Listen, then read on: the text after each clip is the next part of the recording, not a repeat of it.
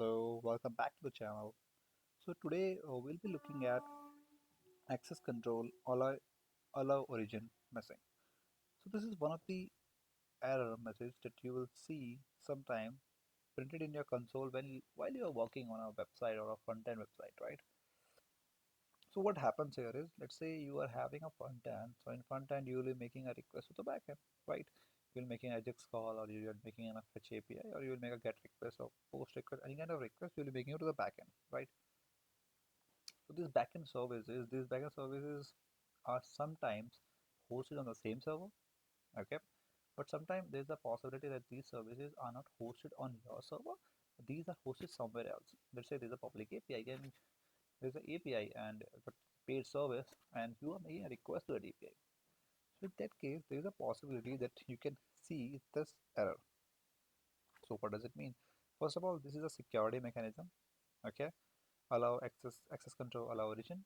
So in this header, what we can do is we can allow uh, the domains. Okay, so how this security mechanism? Let's say there is an API, and if this header uh, by default it is there, but by default this header is not there, so it means uh, if I'm making a request from another domain, I will not be able to make it. Please show me this error. Let's say we are in some same domain, then there is not an issue. Let's say we are in different domain and I wanted to make a request.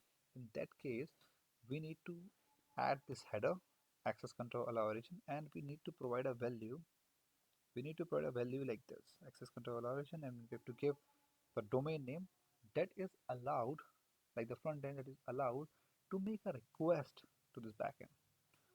So in that case, or we can use a wildcard approach. We can give a star, but that is not the recommended way of doing it.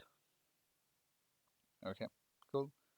I hope this have improved your understanding.